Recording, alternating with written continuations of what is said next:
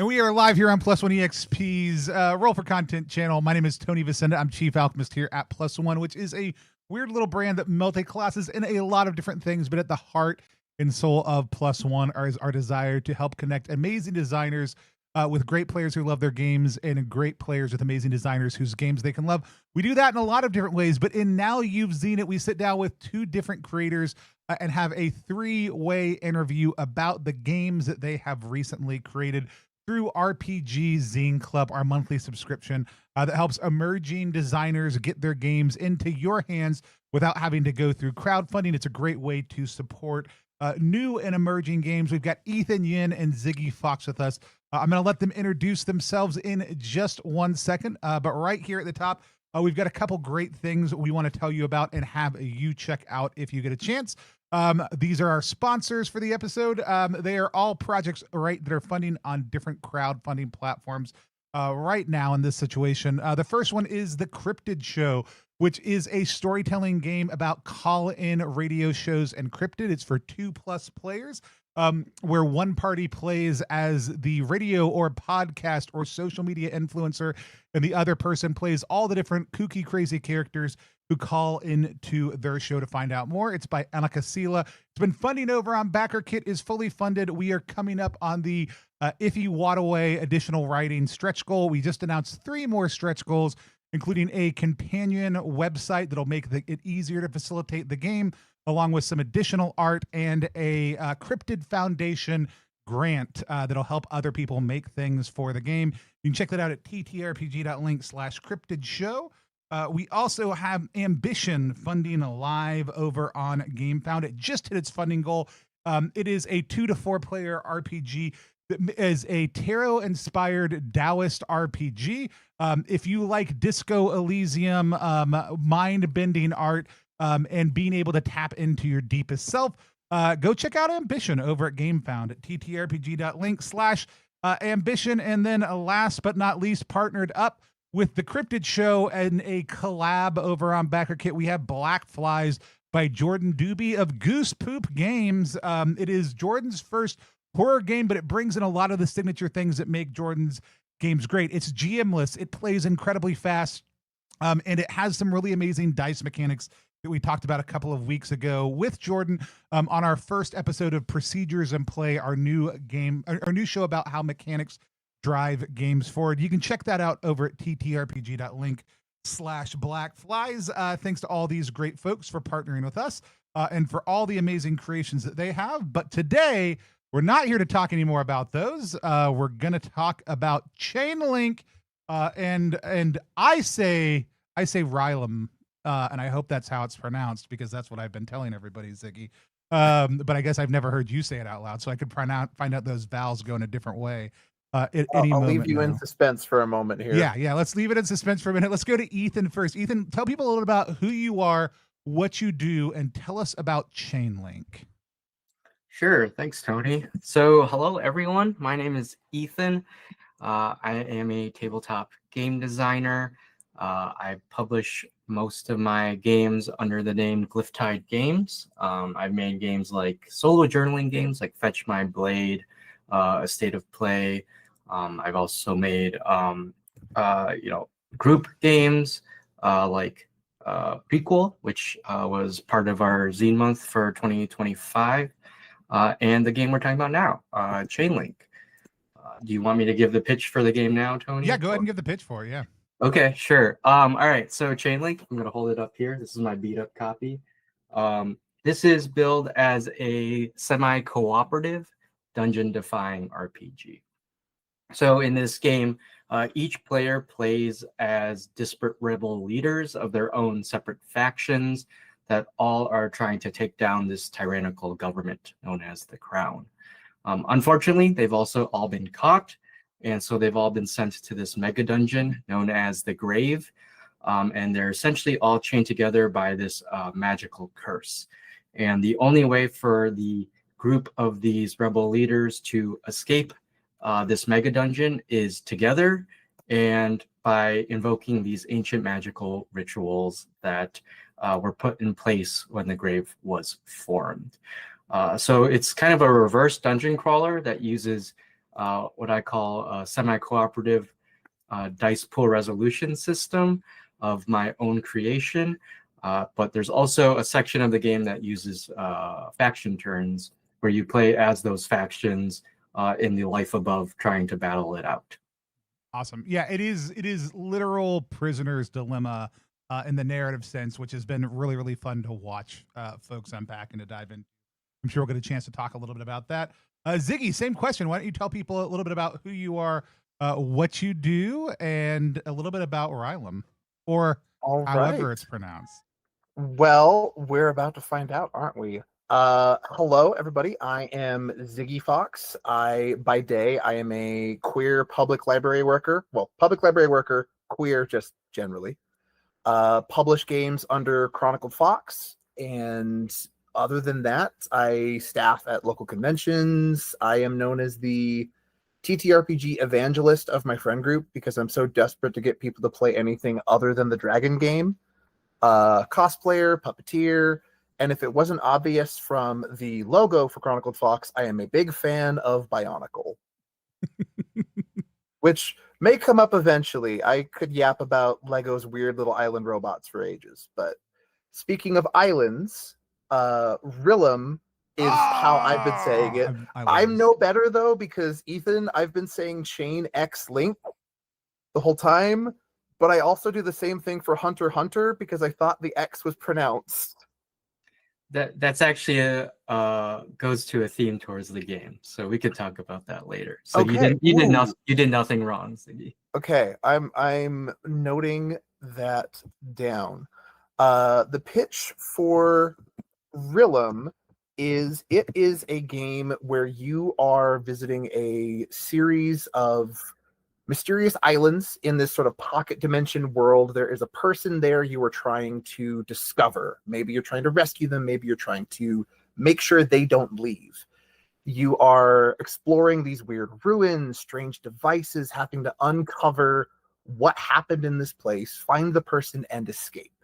It is a solo journaling RPG with a art mechanic. You are encouraged to draw the things you're discovering as you explore these islands. It's largely inspired by 90s puzzle adventure games, specifically Riven from Cyan Worlds is the heaviest influence. Awesome. Yeah, I was super excited. Lots of times for now you've seen it, like, and in the future, you know, is oftentimes to have people who are releasing like in the next month or so. I wanted to go back and touch on these games and some other ones, but we put these two up next to each other, even though they weren't in the same month. They were kind of like back to back from each other. And because I think there are some really interesting resonant themes. So I'm going to start off with my observation on kind of why I think these two games go really well next to each other. And that is, they're both about putting people in a place that they don't immediately know anything about at the beginning, and then essentially exploring and to a certain degree escaping that place, right? Like for me, I remember sitting down to play Myst the first time, and man, like trying to explain to people like how bad the UI for that game was in a time when the concept of interacting with a computer game was relatively new in that way is wild. Like it is a moment in history that is hard to explain to people. Rillem doesn't have that same problem. But it is very much like I'm just walking around and I don't know what the heck to do, right? Or I don't know what these things around me are. And I feel like if I was thrown to the bottom of a dungeon and chained up with a bunch of people I didn't know, I would probably have some similar questions. So I think for me, just to get us started, and then we will start passing it around to the two of you, because really we want to hear your thoughts for each other, is kind of what was the core moment at which you were like, hey, this space of isolation and discovery, like I want that to kind of maybe be an interplay in my game. Was that like an early thought for each of you, or is that something that came along as you were kind of exploring a different ideal? We'll kick this to Ziggy first, and then go over to Ethan. So Ziggy, like, did you like, was it like, hey, I want to make a game in this theme, or were that sense of isolation and exploration something you were kind of looking for in the theme that you were wanting to choose? Yeah, that's a great question. For me, I think the isolation was kind of baked in from the beginning. Traditionally, Myst and that series of games are very lonely. You are really the only one exploring these weird worlds. Riven specifically, there is this element of you are walking into a history that has already happened and having to discover it as an outside observer. I thought was fascinating that the story has already been ongoing. You are stepping into it. And I wanted to have a game where you are alone in the sense there's no other people, but you are deeply in the company of the history and the events that have taken place here and have to uncover those through play, having to discover why this situation is the way it is. And beyond that, there is a huge amount of journaling in these games.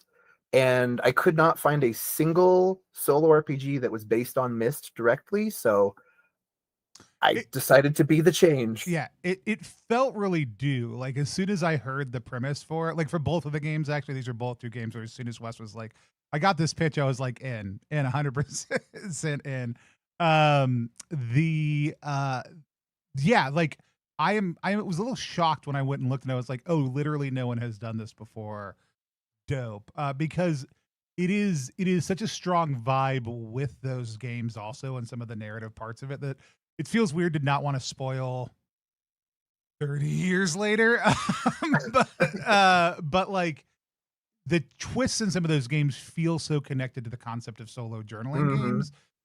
Like even that sense of like I would get so creeped out playing Myst like for hours, like by myself in weird ambient noise silence, and then somebody would walk in from behind me. I would freak the fuck out. Like I first saw them as a kid on a friend's, like their parents' PC. This would have been like 2002 or 3. I was pretty little at the time, and it terrified me. Like, there's a weird library. There's dudes in books who are yelling at me.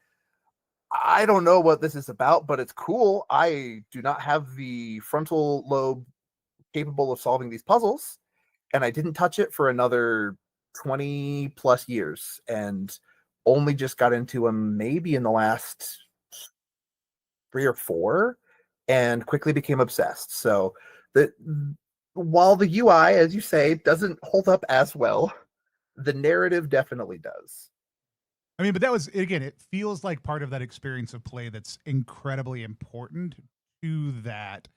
And that it's such an interesting thing that video games get to play with that I always think about like how would a tabletop RPG adjust those kind of like UI UX, like, hey, you've unlocked a better version of play in this game through playing this game. Also too. So Ethan, how about you? That sense of isolation exploration, did that come in early for ChainLink, or was that something that came along as you were developing the theme? Yeah, definitely. Before I answer the question, I just want to say my exposure to Myst was when I was far too young, I think, to understand what was going on. Talk about bad UI. I think I was just clicking around and I had no idea what I was supposed to do.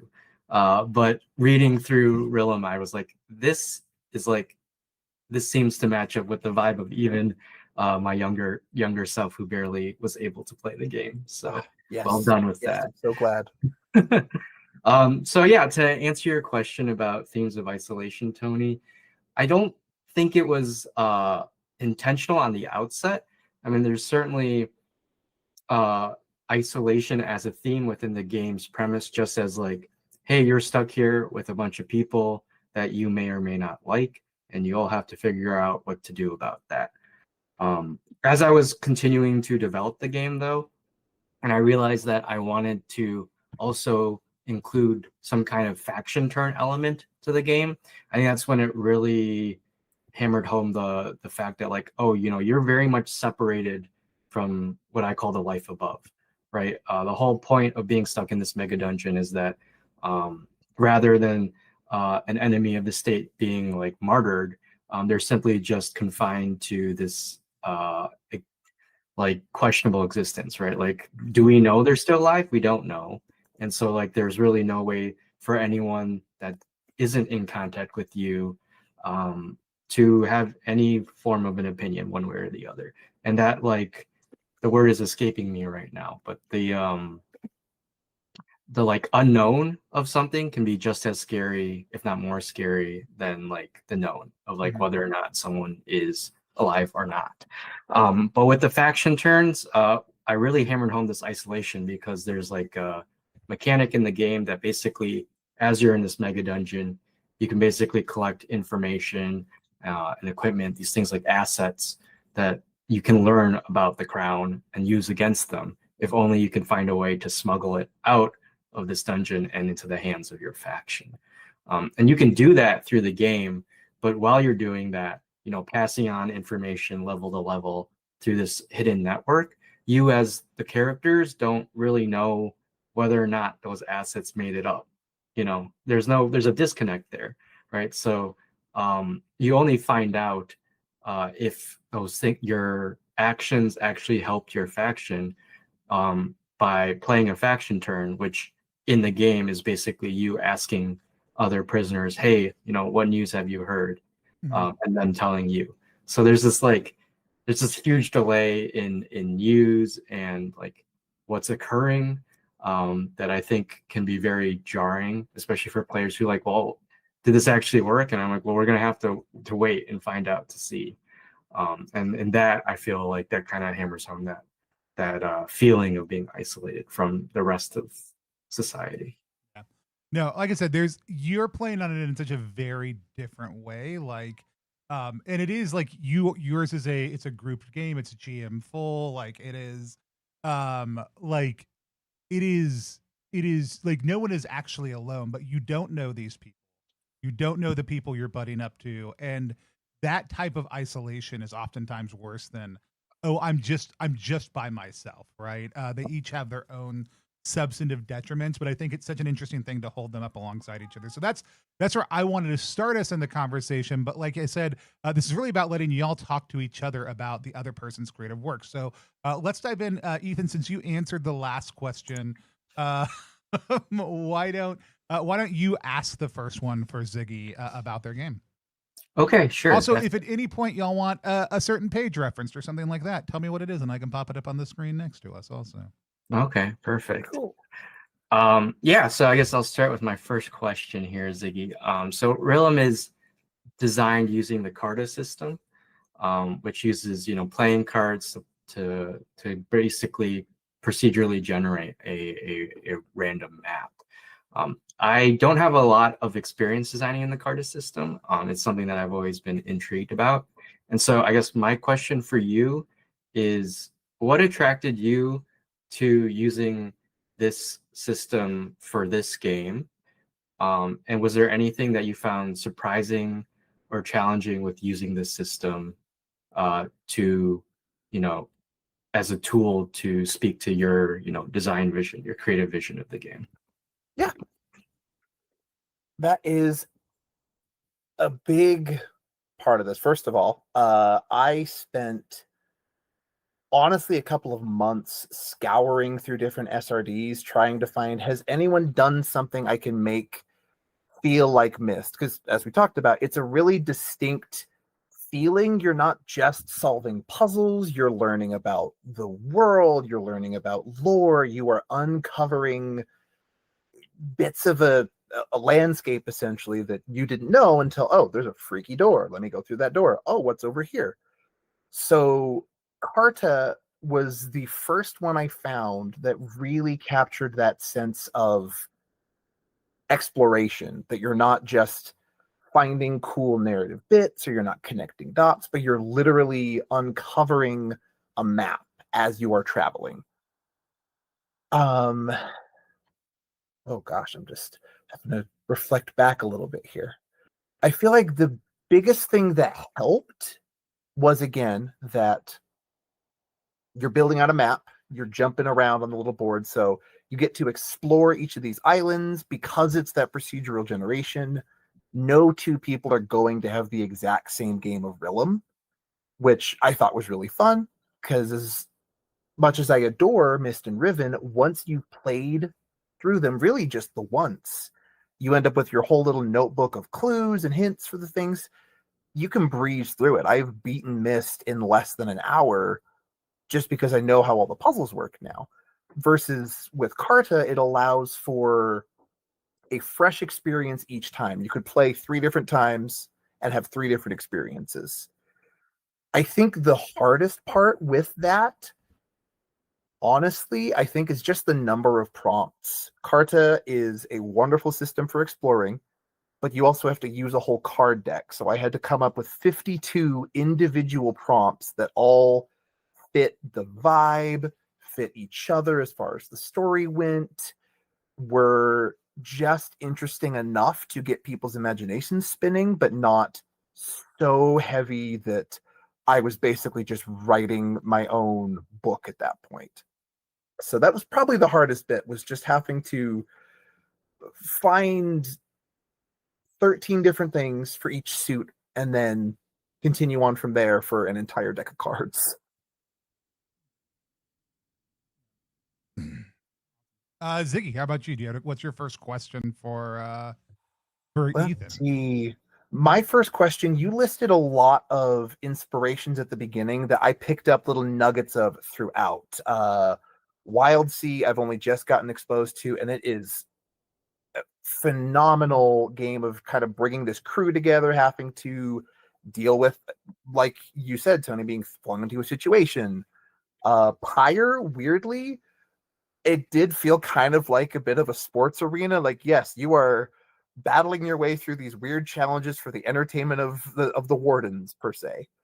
Were there any specific elements to the inspirations that I guess did not make it on the list? Was there anything that came to mind as you were working on the game? Like you kind of mentioned the prisoner's dilemma. Was there any particular inspiration that was a part of this but didn't quite make it onto that official list? Oh, that's a good question. I don't know. I think I was pretty exhaustive in my inspirations. Believe it or not, a big portion of this game is actually inspired by Pyre, and that's mostly just the governing conceit of the game. Of, Mm-hmm. people, the exiles into some other world or dimension, and they have to work together against other quote unquote teams to get out.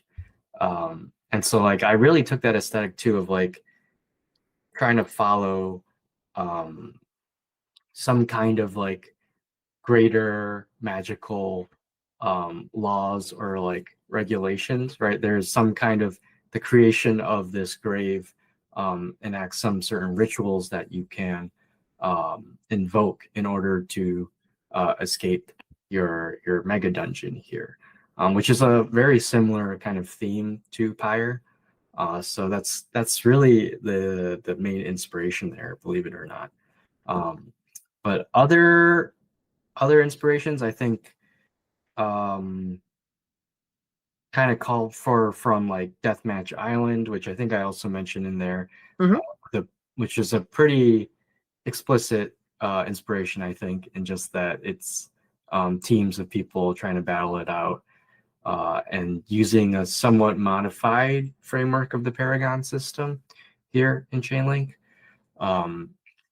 But yeah, I guess to your question, not particularly, though I'm interested, I'll swing the question back to you, Ziggy.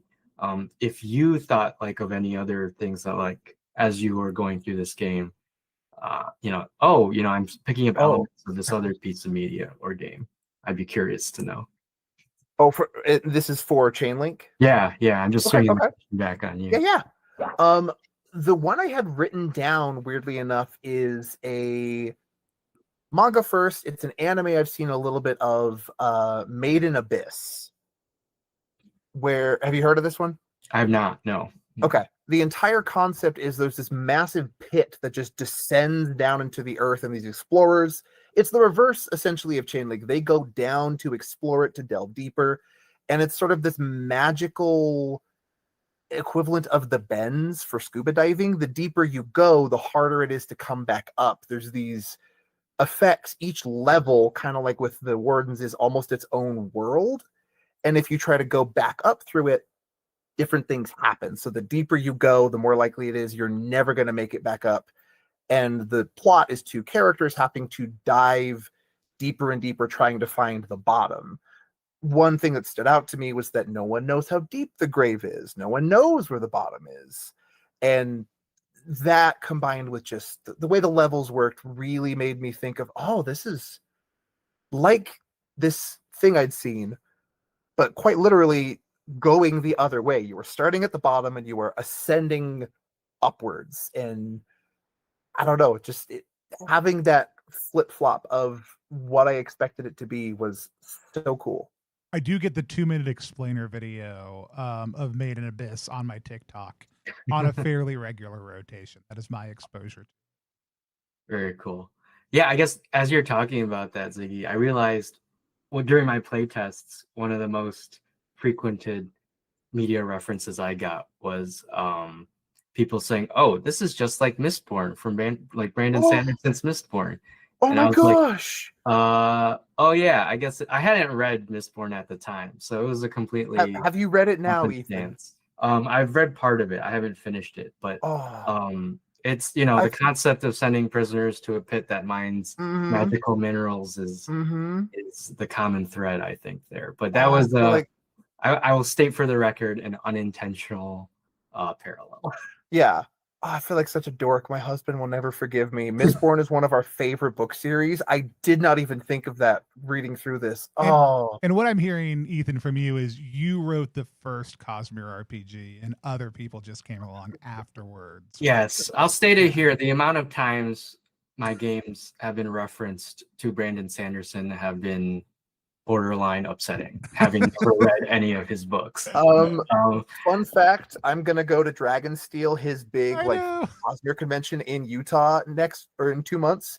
If I get the chance to talk to him, I'll be like, hey, so there's this other game called ChainXLink. It's not yours. Oh boy. It feels like you ripped it off, Brandon. Yeah. So this game that was published this year. Yeah. Okay, so I'll go ahead and ask my question now. You kind of touched on it a bit, Ziggy, with your answer to the previous question. I thought what was really interesting about this game, Myst and Riven and the games of that heritage are all very puzzle based, right? Like it's a lot of like you pull this lever here, it does something else here, which releases something here that you could use elsewhere, kind of thing. And it's I found it very interesting, and I want to hear your thoughts on this, on how that was implemented in this game, where you have these prompts that are providing these clues, but you very explicitly state that it's the player that is trying to put together how do these clues all fit together, right? How does this one piece unlock this other piece that you're finding on the island? And you leave it very much up to the player to figure out, how does this puzzle work? And I guess my question for you, you kind of talked about it.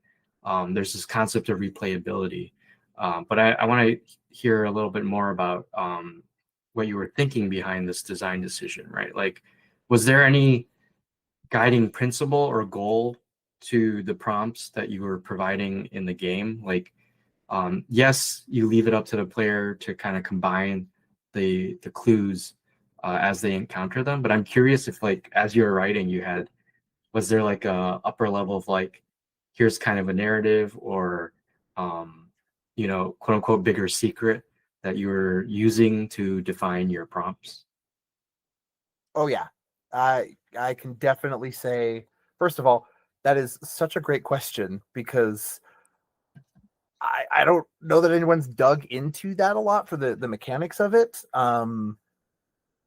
The prompts all definitely are around. There's kind of the implied narrative with the Bunny, the rabbit folk that are sort of populating this island, which, side tangent, I got an article written about Rillem by somebody on Endless Zone who loved the game, but there's an exact quote from the article that says, the game is bunny themed in a way I did not find delightful and wish was different. Which is such a specific condemnation, and I don't know how to respond. But the prompts are all kind of around a narrative, in that there is seeds of this ancient culture. There is elements of whoever you choose is on this island. Each of those people is themed around a specific motif, right? There's a bee, there's a key, there's a sword. For the puzzles themselves, one of the biggest complaints, anybody who's been playing Myst or in and around this space for a while, one of the biggest things you'll get if you talk to people about it is, oh, like I couldn't get into those. Like, you flip a lever and I could not figure out for 2 hours what that lever did. You just find a lever, you pull it, and you got to wander around to see what the frick it did.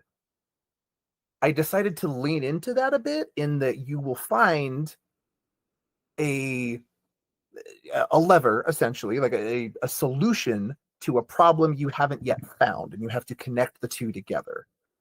There was a point in the design for this that I did think of making a bunch of logic puzzles, a bunch of riddles, different actual puzzles to solve. The big thing with that you pointed out is that leaving it up to the player allows for a sense of insight, sense of connection that's beyond just, oh, I have moved all 3 of these colored little cube things into the right place. You get to define what kind of puzzle it is. It's open to be a little bit more magical. You could make it this really grounded sci-fi dimension hopping story. But in leaving it more open, I felt like it would let the puzzles be less about solving a literal puzzle and more about, how do these pieces of the world connect? How is the problem and the solution tied together, not just physically, but also in the story itself? So some of the puzzles I wanted to be mechanical. Some of the puzzles I wanted to be more narrative, in that they are clues to what happened in this place. And some of them are just straight up weird, evocative things. Like, there is I think one of the prompts is a spinning geometric shape just carved out of wood, hanging from a tree, covered in eyes. That's it. I leave it to you, the reader, to decide what that means. Is that a puzzle? Is it just something cool? And that's, I don't know if that fully addresses the question, but that's kind of where I was going with the prompts. Yeah, I think that's a great answer. I really love the answer of, like, in the game you can find the key before you find the door, is like a very, like, Myst-esque kind of experience. Yeah. So I totally get that. Because then you're just walking around with the key, poking everything with it, yes, trying to figure out if this makes sense. And to clarify, like, it is a big part of Rillem is figuring out, like, can you do this in time, right? Which I really love as the kind of meta puzzle on top of it, because it is, I feel like, generally speaking, I would lose the first time I played, and then again be able to play much more efficiently going forward, in the same way that comes from the inspiration of the game. Because the first time, my brain would not have a shape of the thing, right? Like, I would not know, and lose, meaning I would get the ending where I'm stuck on the island as it all falls apart, right? Because I would not necessarily know how I need to be playing, even though I think it's spelled out. And then I think my brain would start making better connections immediately in the second round of. Yeah. Yeah. And before you ask your questions, I do want to add that just as your game has, like, bunny-esque creatures, ChainLink does also have, like, bunny-esque I was creatures. going to mention that. Yeah. That actually was one of my next questions. All right, I'll let you ask your questions then. Just not only with the bunnies, I did clock those. Oh wait, we both have bunnies. We both have links as well. You mentioned links in the game. I've got links in mine. But the art specifically, I feel like, especially with these kind of games where you only have so much space in a zine to convey not just the rules, but the tone, really the mood of the game. What was your, I guess, design philosophy with the artwork? What kind of mood were you trying to put across to the reader with the art? Because it's a really strong mood. It does have, I feel like, even this isolating, very haunting nature just in what you're looking at. But was there a specific tone or ambience you were trying to go for with the art direction? Yeah. So I'll first state the art was done by the wonderful Tony Tran, who makes wonderful art, and the layout and some additional illustration was done by Andrew Bowman. In the So chat, Andrew Bowman. in the chat, Andrew Bowman. Oh, Andrew, great work. So it was really the three of us made the core of the team. And on the outset, my goal with the art direction was that we certainly didn't want anything refined, right? This is, I hesitate to use the word grunge, but it's like, it's kind of grimy. It's in like a very roughly carved stone kind of aesthetic, right? Like you're in this mega dungeon, very rough edges, that kind of feel to it. I did want to kind of focus on this black and white aesthetic with only spot colors of purple, and shades of purple, because purple is the color of this magical mineral they are mining and is often associated with, royalty in historical contexts. So that was kind of set the tone for the art. This is somewhat can be used as like a dungeon crawler, I guess a reverse dungeon crawl, but I didn't want it to be associated with like typical OSR games or like Morkborg-esque necessarily. I wanted it to be somewhat referential to that, but not enough that people would mistake this game for like an OSR adventure or something like that. So I think Tony did a wonderful job of establishing the game's unique visual direction and identity here. It uses a lot of like silhouettes and geometric shapes here, which I think just really highlight the like your underground. There's just like not a lot of light, kind of feeling here. So I don't know if that really answers your question, Z, but like that's kind of the tone I was going for, was very rough, grimy, just a lot of like energy in the art, but like I guess you can feel like somewhat constrained and just like trying to burst out. That was kind of the feeling that I got from Okay. Tony's wonderful art. Yeah.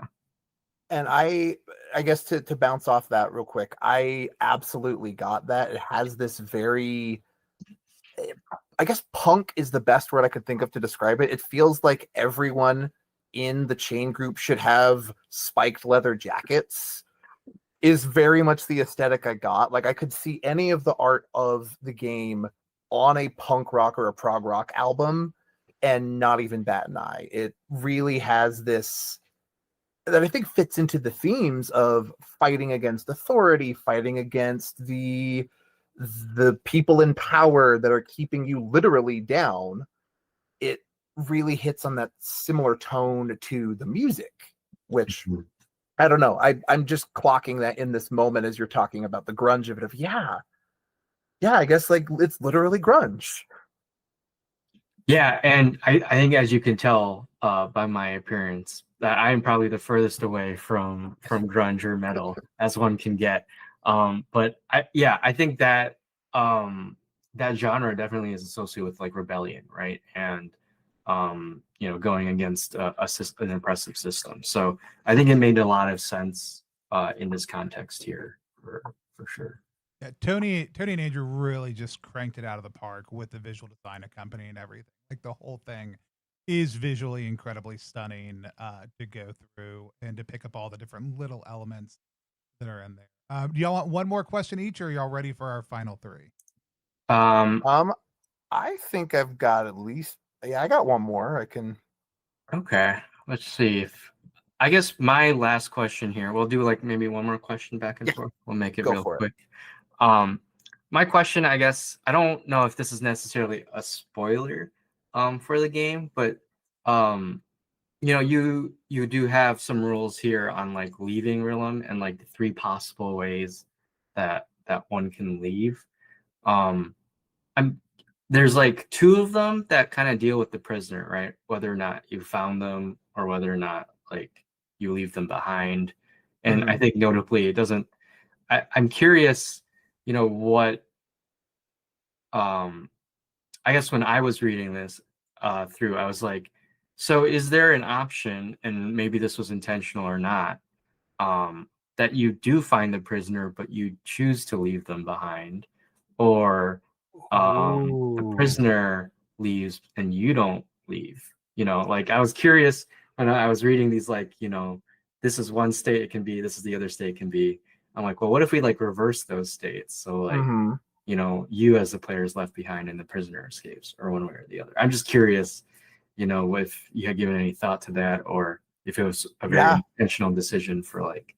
Genuinely, until this moment, I had not thought of those two you mentioned: the prisoner escaping and leaving you, or you finding them and deciding, nah, you can stay. I'm gonna go. Had not even crossed my mind. That is, the implications of that are so fun. I love that. Look at that expansion coming soon. I have debated on it, especially given that Riven is the sequel to Mist. I've thought of making a game and calling it Fog, the sequel to Rillem. There we go. To actually get into your question, the reason for those multiple endings, again, pulling directly from Riven, and spoilers for anyone in chat that has not played this game that came out in 1997. There are multiple endings to the game where you find the person you're looking for and escape, where you escape and you leave them behind, or where you completely fail. The whole world falls apart and you perish as well. And I really liked the idea of leaving the prompts up, like I said, up to the player, but even in the sense of just because you have failed one thing doesn't mean you can't survive yourself. But what is failure was kind of a big part of the question. Is the character you're playing in this game, are you the kind of person that would leave someone else behind to die, even if it means saving yourself? The most recent playthrough I did myself was my character was looking for their brother who was somewhere in this world. I got to the end, I ran out of time, and I did not find them. So the final entry is just going to be, I can't leave. I'm not leaving him. So I am going to die knowing that at least we're dying together, which is a very different tone of game than, like you point out, Ethan, the prisoner swapping places with you, escaping and leaving you behind. It allows for a wide array of story, but I wanted something more than just you win the game or you lose the game. There are end conditions, and whether that's a win or a loss is really up to how you choose to play and tell the story. Mm-hmm. And that is the beauty of tabletop role-playing games. Yep. I think. Yeah. I agree. On your end, speaking of just the things you can do with tabletop that I feel like are very unique to this medium of game, one of the rules that jumped out to me the most, I got to talk about the opportunity die. What made you turn patience into a game mechanic? Yeah, it's twofold. One, I needed a balancing mechanic that I didn't want players to feel punished for going first in a trial. And so, being first and choosing a lower number than your compatriots is required in order to succeed a trial, but it also kind of puts you at a disadvantage for being the one that gets all the prizes, all the rewards. So I used opportunity as a way to balance that out. So, a player wouldn't feel bad about being the first or second person to contribute. But then secondly, I think it goes well with the narrative, right? Opportunity is, you're gaining opportunity by biding your time, right? This patience of like knowing when is the right time for me to strike is very crucial, especially when you're the underdog in the situation. So I thought it was very flavorful in that respect too, of like biding your time, waiting for the perfect time to strike. And when you know you're going to do the most damage, that's when you use your opportunity die. And I think it feels good to do that too, because it builds tension, right? Everyone else knows your numbers going up. And so it's this like there's apprehension as other people are like eyeing that number. And then when that thing goes off, I think it makes for a satisfying experience for the player. Yeah, I fully agree. I think it goes into, I like that you call it a semi-cooperative, in that you are playing together, you are playing as a group, but you're also kind of at odds with each other. And that opportunity die, I think, highlights that really well. Of, you want to win as a team, but you also want to win for yourself. So if you have multiple people kind of waiting it out with that die, it adds this tension of, okay, are they going to go? Am I going to go? Who's going to come out on top? Which I feel like, getting back to Pyre, has kind of this sports aspect to it of not knowing what play the other team is going to make. Yeah, definitely. Yeah. All right, let's hit into our final questions. These are 3 questions we ask at the end of every episode of Now You've Seen It. The first one is, and Ziggy, we'll start with you on this one and then go over to Ethan. What is one small thing that you haven't talked about yet that stood out to you from the other person? And this could be as small as a line, a particular image, anything that was just a little piece that you were like, oh man, that's really good, that stood out to you from ChainXLink. Oh, I could talk about so much. The rabbits, for one thing. The moment I saw those, like, yes, rabbit game, we done it, we did it. I think the kind of a bit of a 2-part answer is the fact that it is very isolating. But what really stuck out to me was, you're isolated but not alone. You have the wardens, you have the chain. There are so many things surrounding you, for better or for worse. And the big answer to that would be, I want to know about the great worm. Every little blurb dropped about this weird ancient dragon god was so cool, and you are literally surrounded by the grave of its offspring. That's really cool. Awesome. Ethan, same question. Yeah, I think for me, I really enjoyed the art and the layout of this game. I think the art style really evoked this like ancient civilization that was crumbling and near destruction. So kudos to whoever did the art. I don't know, Ziggy, if you did the art or someone else. But I can confirm, yes, the art was me. I did it on Canva using mainly clip art that I just cobbled together different circles and lines to make. That rabbit is largely made out of like point arrow, transparent backgrounds, things that I just tiled together into a bunny. well, I think it was great. I really liked it in terms of art direction, and I just really felt that like this is a crumbling ancient civilization. Signal Station, did you not get a copy of ChainXLink and Zine Club? You should know all about it. If not, you can go get it at on the +1 site. It's there. Well, learn all about the Green Worm. I think even what they're saying is that you have such a great job of little narrative nuggets in there, but it leaves so much as a mystery of why did they not like the Great Worm? Why did they kill the Great Worm's daughter? Mm-hmm. It is intriguing enough that I could see a GM easily writing an entire campaign of like years-long story around this one zine, which is, I think, a testament to how evocative your just small bits of story are in there. Signal Station, also known as Michael Van Vliet. I would like us to get a AP of ChainXLink scheduled sometime. Michael, I would love to have you come play with Ethan and I, because and we'll find someone else cool to play also too, at least. But I think your narrative style of running and designing games would jive really, really well with this. So I'd be thrilled to have you as a player if you would be down for it. So, but the oh yeah, they're in.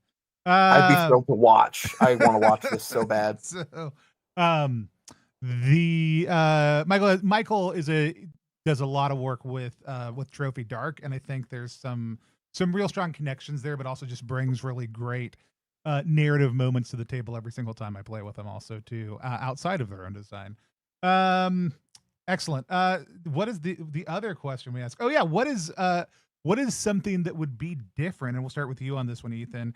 If you had designed the other person's game, what is something that this could be a signature move that you do, something that you would have been like, oh, here's a thing that I was thinking as I would read this that I would have done differently, whatever it is. Yeah. Let's see. I think, I've written 2 solo games, Fetch Find Blade and A State of Play, and someone told me that a thread that I hadn't realized at first was that both those games are about understanding someone else through a different lens or perspective. Fetch My Blade is about, the history of a renowned master of the sword, but through the eyes of a dog, and the remnants of, violence. And then A State of Play is trying to understand the psyche of an eccentric millionaire, while also trying to uncover, whoever killed this person through, these wild obstacle courses. And so I think if I were to design a Rillem-esque game, I think what would attract me would be probably the relationship between you as a player and then the prisoner. I think I kind of hinted at that question at the end. I'd be interested in exploring what more prompts or mechanisms that flesh out who the prisoner is, what did they do, kind of thing, and then when you find them, what happens. I think that's all I would add. Yeah. And Ziggy, for ChainXLink, if you had sat down and cracked this beast into existence, what would have been a little bit different? I think for me, honestly, the notes I had down is pretty much the same thing for you, Ethan, that given that you are literally a chain gang, you're all connected together. I think the only thing I would do in a ChainXLink-esque game is more prompts, more things to pull in the other people in that group. Like every character has add something as an experience for how you were caught, have this other thing. I think I'd add something akin to Wander Home, of the ask a question to the person on your left, ask one on your right, of how you know these people that you are spending day and night with. What do you like each other? Do you not? Who's your favorite person of your chain buddies? And just I would love to explore more of narrative ways to tie this party of prisoners together and exploring the relationship between them two. So I think same for both. Having connection between prisoner and prison freer. Gotcha. Love it. All right. And then last question for it, unless Chad, if y'all have any real quick ones you want to toss down, we're happy to bring your voices into it. Is Yes, please. What is something as you were reading through that you're like, I could have stared at this page for 1,000 years and never thought to include? Like, what's something that really kind of struck you as this I would never have come up with? Ethan, what have you? Yeah. I think the whole concept of conceiving of the puzzles, and using the links between different cards is something that I thought was really clever. And now that I hear more about you speaking to the thought process and the design process of it, Ziggy, I'm like, wow, that's that really nails the mood, the theme that you were trying to hit there on the head. So yeah, that's probably what I would say is I was like, yeah, that's a neat thing that I would never have thought of doing. And Ziggy, for you, what in ChainXLink popped out of something you would have never come up with? I think for me, I gotta go back to that opportunity dice. Like in so many different RPGs that I've played, you end up waiting for the next person to take their action, or you have to forego, okay, I'm not going to do this on my turn. I'll wait until something else.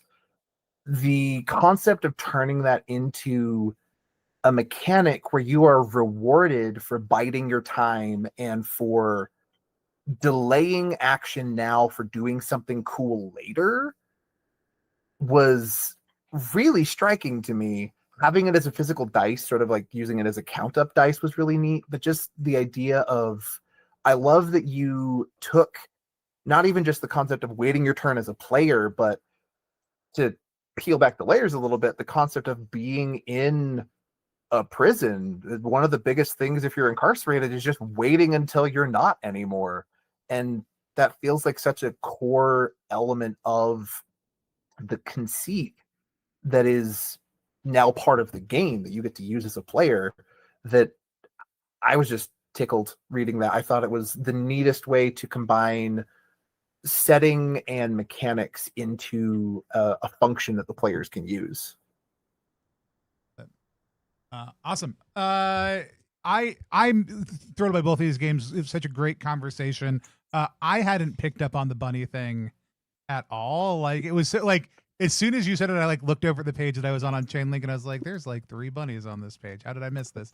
Like it is, but it's like it's one of my favorite things about this show is like what y'all will pick up reading through each other's work, and even what we like. There are people who like are like, and West puts a lot of thought and intention into like our different pairings and other things like that. But I love that we can hold up 2 games next to each other and just find these moments of resonance, of conflict, of things that we would do differently, of things that we would have never thought of.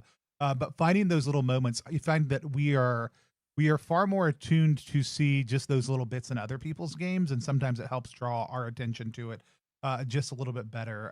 You can find both of these games over on the Plus One EXP site or on the itch pages for each of these 2 fine creators. I'll let them talk about or their websites in just 1 second. But again, just want to remind people, if you haven't gone to check out any of our sponsors yet, please take the time to do so.